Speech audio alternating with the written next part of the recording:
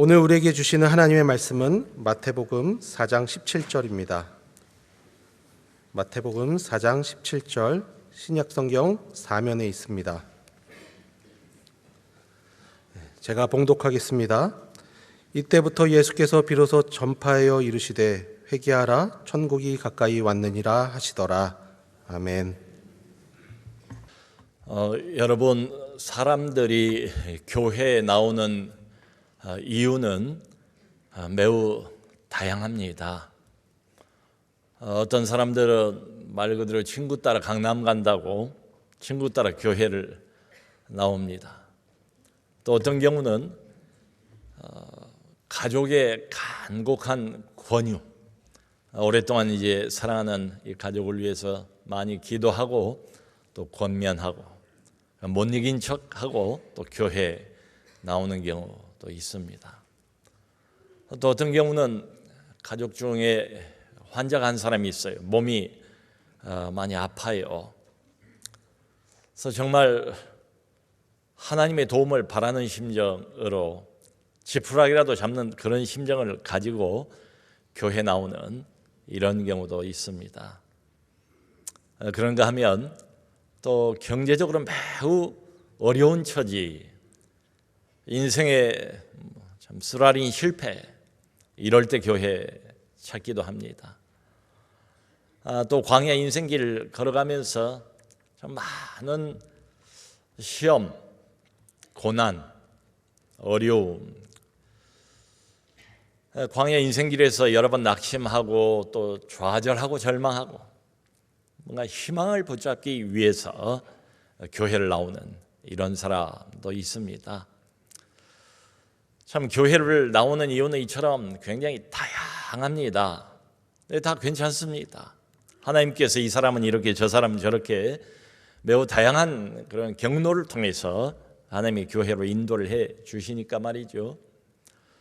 자, 그런데 일단 교회 안으로 발을 들여놓고 난 뒤, 교회 나온 그 뒤는 원래 순서를 따라서 좀 정리가 될 필요가 있습니다.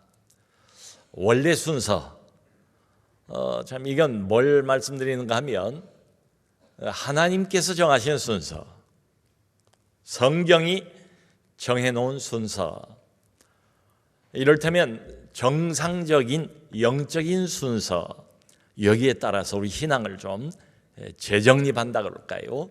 정리할 필요가 있다.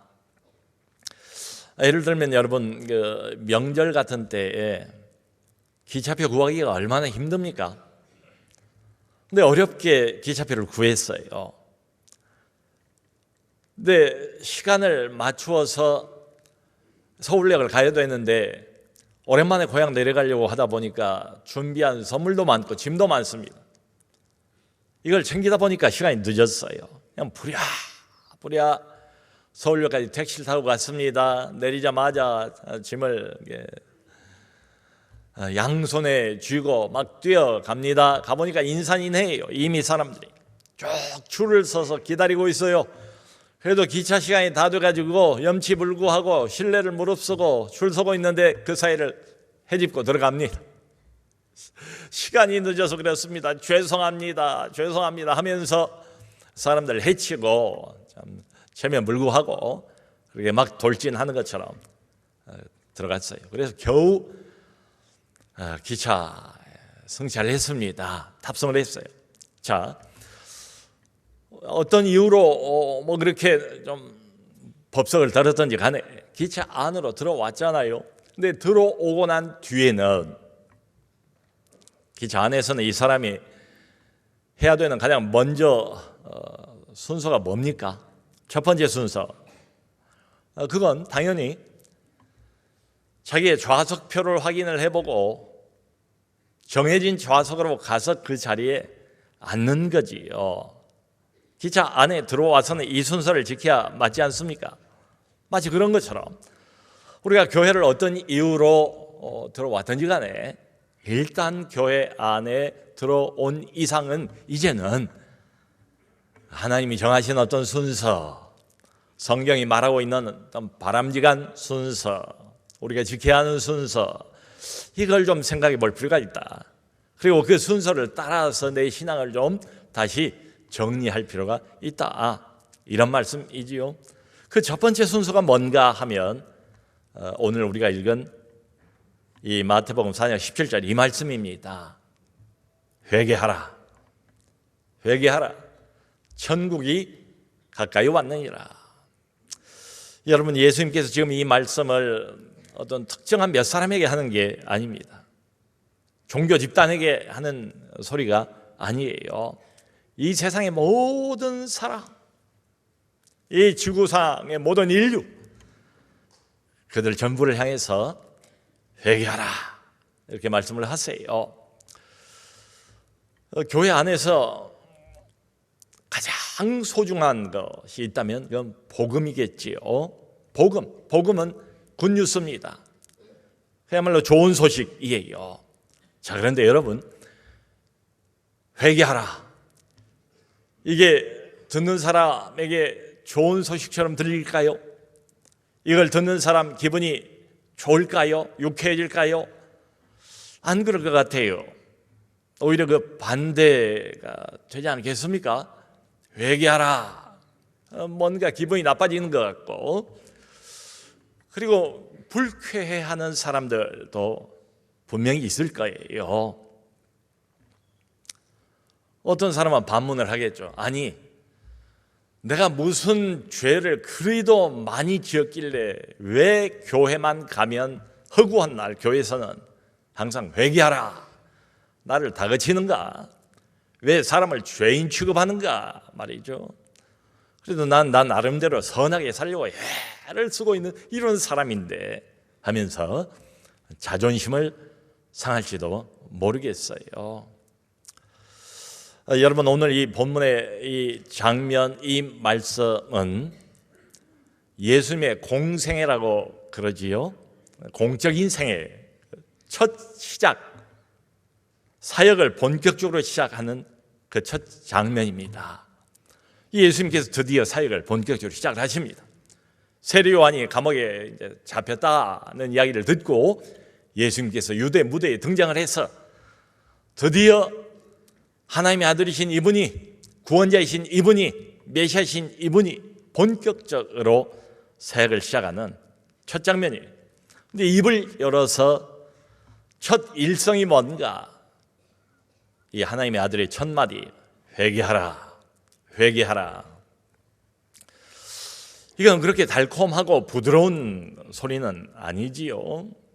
우리가 원하는 것은 하나님의 사랑, 하나님의 무조건적인 용서, 하나님의 긍휼, 하나님의 자비, 이런 이야기를 우리는 듣기를 원하지 않습니까? 그런데 이 음성 회개하라, 이건 그것과 반대지요. 하나님의 심판, 저주, 하나님의 형벌, 이걸 전제로 하고 요구하는 목소리 아닙니까? 회개하라. 성도 여러분, 우리 하나님은 어떤 하나님이십니까? 사랑의 하나님 맞습니다. 용서하시는 하나님 맞습니다. 근데 그 하나님이 먼저 해야 될 게 있대요. 먼저 회개하라, 이렇게 말씀을 하세요. 왜냐하면 이게 복음의 순서예요. 좋은 소식은 나중에 나와요. 그 배경은 바로 이겁니다. 회개하라. 죄 때문에. 이게 순서예요. 그 요즘에 그 TV 채널을 돌리다 보면 여기서도 무슨 그 노래 오디션 경연 프로그램, 저기서도 그 노래 오디션 경연하는 프로그램이 참 여기저기 많이 있더라고요. 근데 정작 그 오디션에 참석을 한 가수들 입장에서 보면 이게 지옥 경연이래요. 얼마나 한 회 한 회 할 때마다 힘이 들고 부담이 너무 심하게 오고, 그래서 여러 중도에 그냥 포기하고 싶은 생각이 굴뚝같이 난답니다. 근데 이 모든 어려운 과정들을 다 통과하고 나야 맨 나중에 1등, 1위, 명예의 대상, 이게 주어지지 않습니까? 처음부터 이런 게 주어지는 건 아니잖아요. 그러니까 영광, 기쁨, 감사, 이 좋은 것들은 고통의 과정을 다 통과하고 난 뒤라야 비로소 이런 것들이 주어지지 않습니까? 마치 그런 것처럼 복음의 좋은 소식, 하나님의 사랑과 용서, 이 등등 말이죠. 근데 복음 자체가 처음으로 요구하는 것은 뭔가 하면 회개하라. 이게 순서예요. 여러분, 예수님께서 등장하시기 바로 전에 광야에 세례 요한이 나타나지 않습니까? 자기 바로 뒤에 오실 메시아이신 예수 그리스도 구원자 이분을 먼저 예고하고 증거하는 사람, 그 사람이 세례 요한 아니겠습니까? 그런데 이 세례 요한이 마태복음 이 앞에 3장 2절을 보면 광야에서 외치는데요, 무슨 내용을 선포하는가 하면 똑같은 말씀을 선포를 해요. 회개하라, 천국이 가까이 왔느니라. 그러니까 예수님께서 선포하신 내용과 세례 요한이 선포한 내용, 새 시대가 왔습니다, 은혜의 시대가 왔습니다. 이 은혜의 시대는 어떻게 시작이 되는가 하면 회개하라, 이걸로부터 시작을 하는 거지요. 그러면서 세례 요한은 요단강에서 요단 강물로 사람들에게 세례를 베풀지 않습니까? 우리는 요한이 베푸는 그 세례를 흔히 회개의 세례다 이렇게 부르잖아요. 그야말로 많은 사람들이 요한에게 왔어요.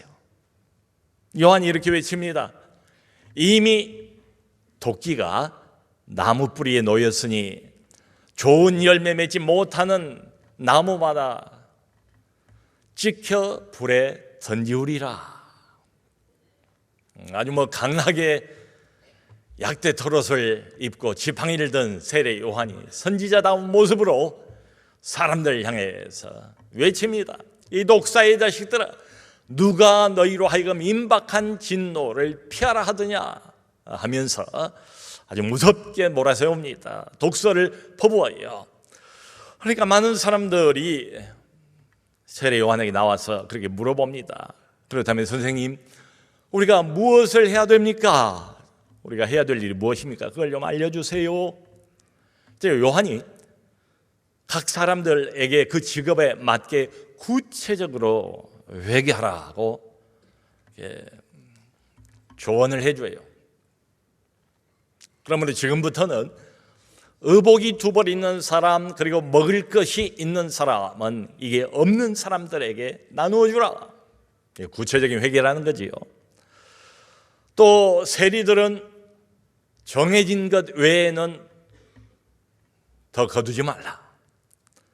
군인들에게도 말합니다. 군인들은 강제로 남의 돈을 뺏지 말라. 거짓 고소로 뺏지 말라. 그리고 받는 급료를 족한 줄로 알지니라.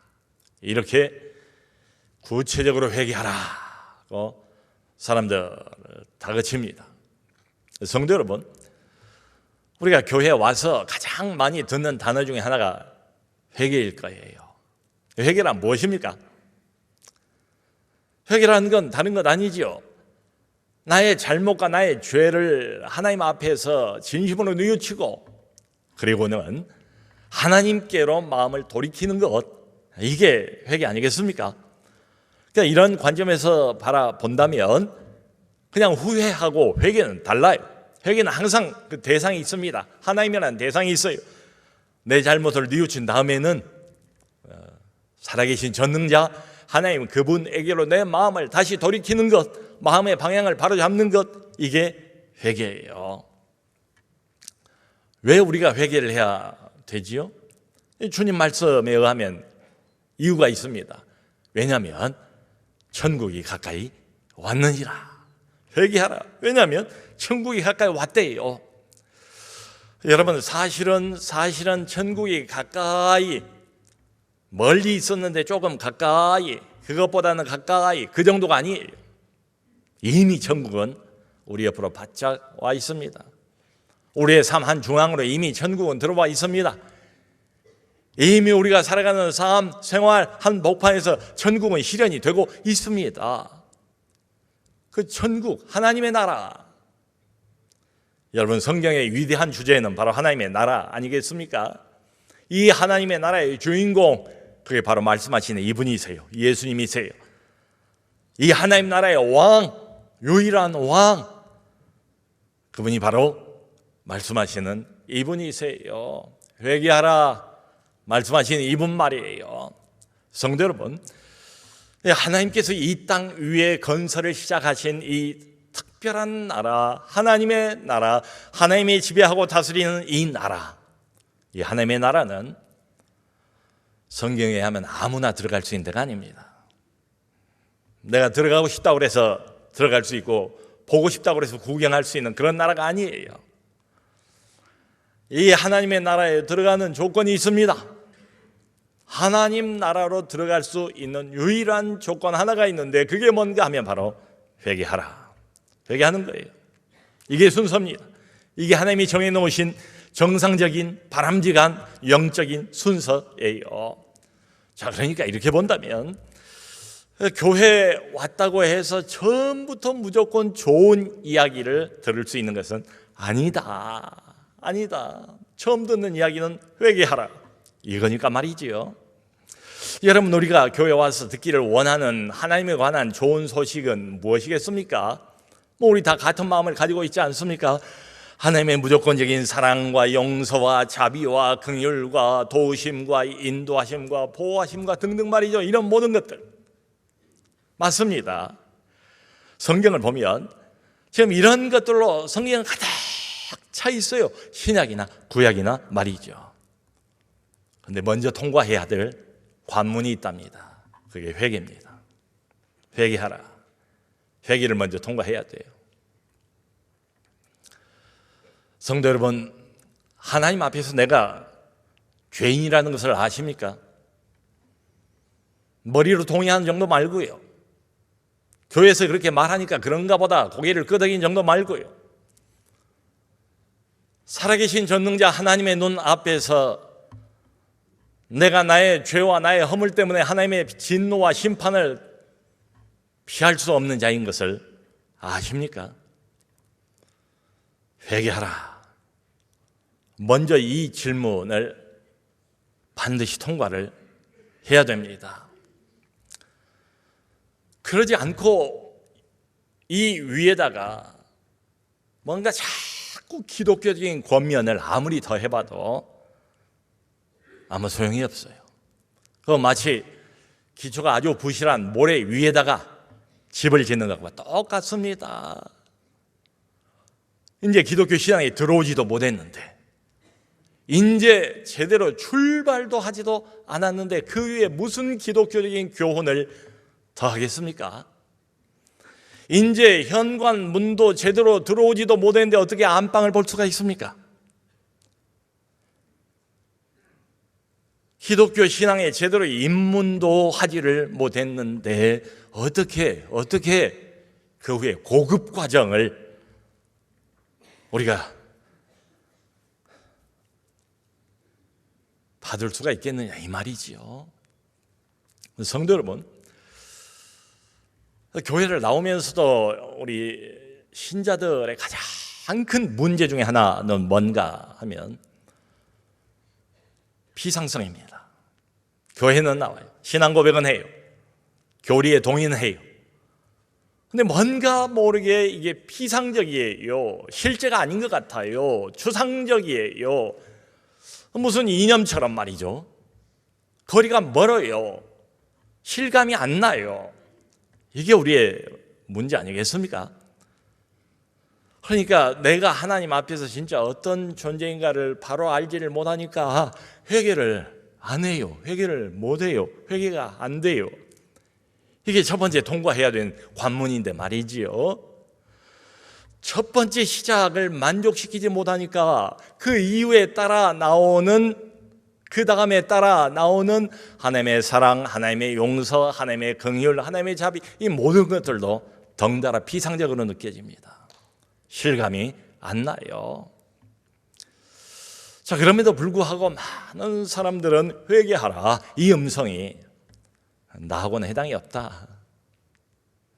다른 사람에 관한 이야기다. 남의 동네 이야기처럼 그렇게 간과해버려요. 넘겨버려요. 이 말씀에 부딪히지 않아요. 그러니까 회개하라 이 말씀을 자기 자신에게는 적용을 안 합니다. 자, 이러다 보니까 상당히 오랫동안 교회를 다녀도 살아계신 전능자 하나님 앞에서 내가 어떤 존재인지 제대로 알지를 못해요. 한 번도 하나님의 눈으로 자기를 바라본 적이 없어요. 성도 여러분, 사실은 회개도 내 마음대로 안 돼요. 회개하고 싶다고 해서 회개가 되면 얼마나 좋겠어요. 회개도 하나님의 특별한 도우심이 필요합니다. 그래서 우리는 회개의 영이란 말을 하지 않습니까? 회개의 영을 하나님이 부어주셔야 그래야 비로소 회개가 가능하다. 회개 이거 말은 좋지만 맨정신으로는 안 됩니다. 하고 싶어도 안 돼. 하늘의 거룩한 빛이 그 마음에 비춰져야 합니다. 먼저 하나님이 내 마음의 눈을 열어주셔야 합니다. 내 영안이 열려야 그때 비로소 하나님의 시각으로 나 자신을 바라보게 돼요. 그래야 회개가 가능합니다. 저는 한때 제 자신이 괜찮은 사람인 것으로 생각을 했어요.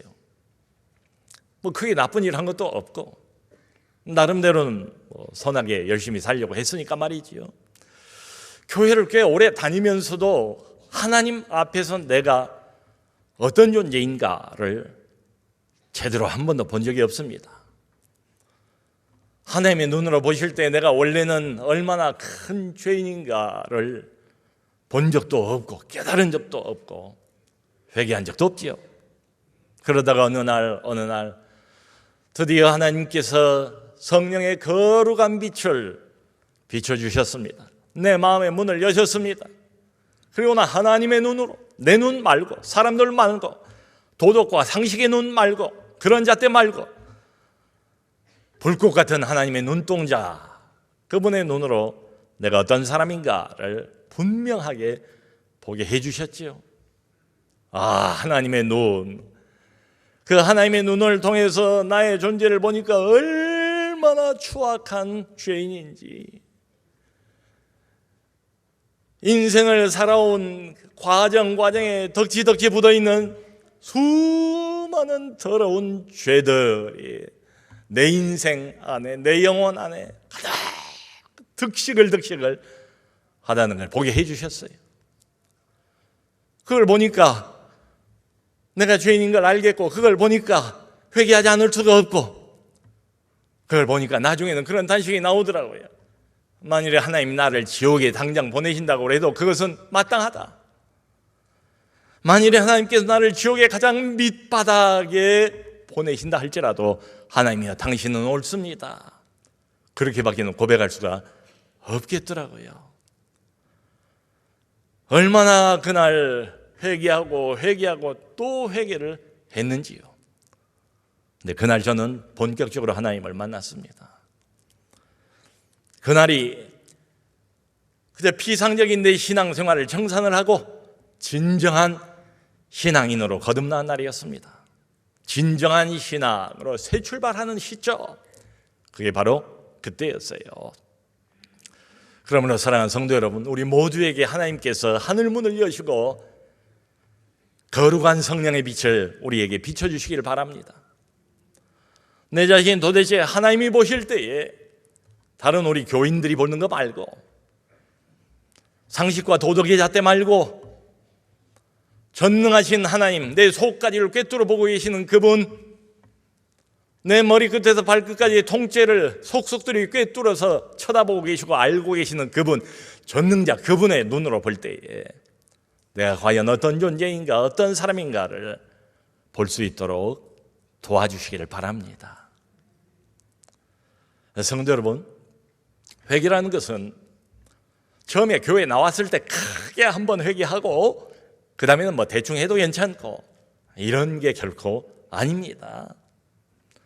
저는 오늘 예수님의 이 말씀, 회개하라, 천국이 바로 네 옆에 와 있다, 예수님이 바로 네 옆에 있다, 계시다, 그러므로 회개하라, 매일 우리가 들어야 할 음성이 아닌가. 왜냐하면 항상 그런 것 같아요. 진정한 신앙을 원하십니까? 가짜 말고, 형식적인 신앙 말고요. 그저 썬데이 크리스찬으로 주일날 잠깐 왔다가 하나님한테 인사하고는 하루 종일 일주일 내내 하나님 새까맣게 잊어버리고, 믿는 것인지 안 믿는 것인지 나 자체도 구별이 잘 안 되는 그런 신앙 말고, 진정한 신앙, 그 진정한 신앙은 항상 진정한 회개로부터 출발합니다. 이 둘은 동전의 양면과 같아요. 진정한 회개는 진정한 신앙으로 이끌어갑니다. 진정한 신앙은 늘 그 기반이 뭔가 하면 진심 어린 진정한 회개로부터 시작이 돼요. 참 코로나 3년을 어렵게 겪고 난 뒤에 우리 한국 교회가 전반적으로 다 어렵지 않습니까? 교회들도 100% 아직 그 전에 그 현장 상태를 회복을 못했어요. 많은 우리 성도들도 은혜를 사모하는데 예전 같지는 않은 것 같아요. 이런 상황입니다. 그래도 참 감사한 것은 믿는 구석이 있어요.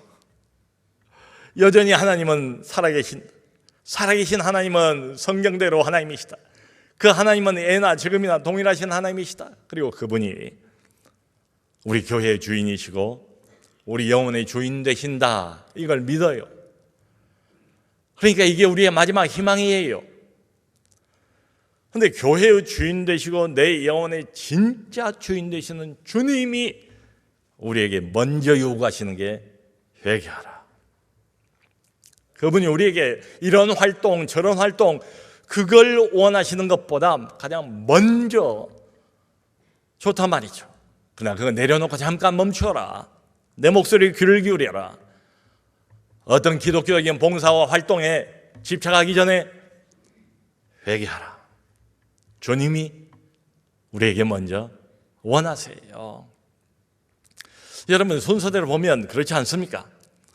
우리가 사모하는 게 은혜잖아요. 은혜가 없으면 우리는 못 견디잖아요. 근데 은혜를, 진짜 은혜를, 순수하고 깨끗한 은혜를 받으려면 어떻게 해야 되겠습니까? 회개를 통해서 내 안에 있는 모든 죄를 깨끗하게 비워내고 다 제거하고, 그리고 난 다음에야 깨끗한 영혼의 그릇에 진짜 하늘의 순수한 은혜를 담을 수가 있잖아요. 그게 순서잖아요. 그러므로 만일에 우리 교회에서 뭔가 운동을 벌여야 된다면 저는 이렇게 말씀드리고 싶어요. 다른 거 다 차치하고 오직 한 가지 운동, 이것만 있으면 될 것 같아요. 회개 운동. 회개 운동. 목회자들부터 회개를 해야죠. 진짜 회개를 해야죠. 항상 보면 영적인 리더들에게 더 많은 짐을 주시고 더 많은 책임을 물으시지 않습니까? 장로님들이 회개해야죠. 권사님들이 회개해야죠. 집사님들이 회개해야죠. 영적으로 앞장서가는 사람들, 그 사람들이 먼저 하나님 앞에 발가벗은 영혼으로 자기 심령을 찢어가면서 마음을 담아서 엎드리고 자복하고 통회하고 회개해야죠. 어른들이 회개해야 합니다. 아이들도 회개합니다. 부모님들이 회개합니다. 자녀들도 회개합니다. 여러분, 만일에 이런 회개 운동이 동시다발적으로 우리 교회 안에서, 가정 안에서 벌어진다면 아마 삽시간에 다 바뀔 거예요. 이 나라가 바뀔 겁니다. 참 어떤 분들은 보면 너무 오랜 시간 동안 영적인 침체에 머물러 있는 분들이 있습니다. 그 어두운 영혼의 그늘, 거기에서 벗어나지를 못하는 것 같아요. 또 어떤 분들은 겉으로 보면 사람은 몰라요. 주님은 아시겠죠. 자기도 그걸 느낄 겁니다. 할 일은 다 해요. 교회도 나오고 봉사도 하고 활동도 하고 헌금도 하고 다 합니다. 내 마음은 이미 건조할 대로 건조해져 있는 이런 상태.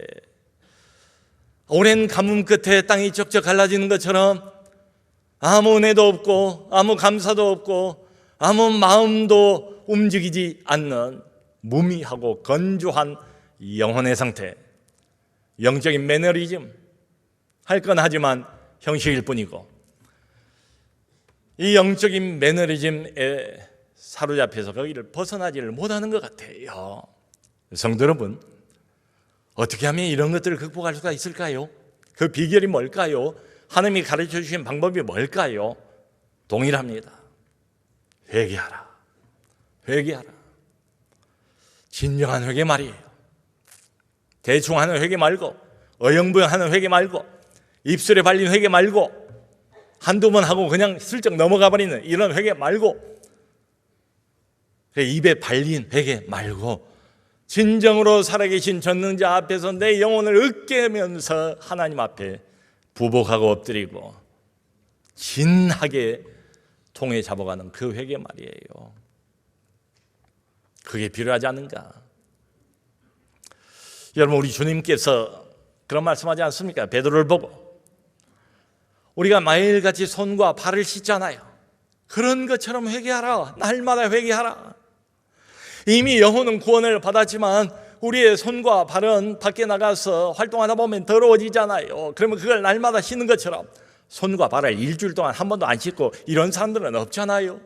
그런 것처럼 날마다 이런 일로 저런 일로 의식적으로 무의식적으로 더러워져 버린 너희 영혼을 깨끗하게 하기 위해서 회개하라, 회개하라 말씀하세요. 여러분, 이 회개를 미룰 이유가 있습니까? 우리 안에 들어온 죄, 나의 허물, 나의 잘못, 이것을 하나님께서 깨닫게만 해주신다면 그 즉석에서 말이죠, 회개해야죠. 그리고 나의 잘못을 주님이 깨닫게 해주신다면 내가 잘못한 사람이 바로 옆에 있으면 그 사람한테 정식으로 사과도 해야지요. 내 영혼 안에 들어와 있는 이 죄의 쓰레기, 이걸 굳이 오랫동안 간수할 필요가 뭐 있습니까? 놔두면 놔둘수록 이게 냄새가 나지 않습니까? 부패하지 않습니까? 점점 내 영혼을 더욱더욱 썩어 문드러지게 하지 않을까요? 그러니까 이런 것들이 들어오면 즉석에서 지체하지 말고 회개하라. 회개하라. 참 이러다 보면 회개가 하루에 몇 번 정도가 아니라 몇십 번 정도도 얼마든지 하나님이 그런 마음을 주시면 회개하라. 회개하라. 회개가 필요합니다. 성도 여러분, 우리가 얼마나 은혜를 사모합니까? 얼마나 성령 충만을 사모합니까?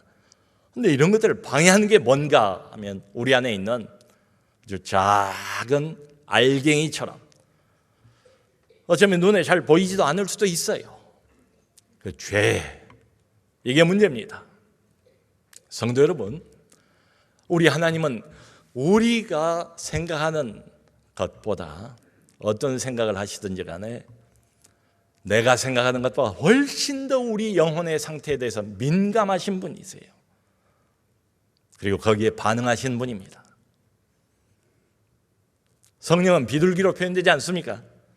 얼마나 겸손합니까? 얼마나 온화합니까? 얼마나 민감합니까? 우리가 조금만 불친절한 생각을 가져도 성령이 근심합니다. 우리가 단 한순간 불친절한 이런 말을 내뱉거나 이런 행동을 해도 성령을 소멸시킬 수가 있어요. 이상하다. 조금 전에 교회 가서 은혜 충만하게 받았는데 왜 지금 은혜가 사라져버렸지? 안 느껴지지? 나도 모르는 사이에 내 생각, 내 감정, 내 말투, 내 행동 하나하나에 나는 몰라도 성령은 정확하게 반응을 하세요. 내 안에 계시니까 말이죠.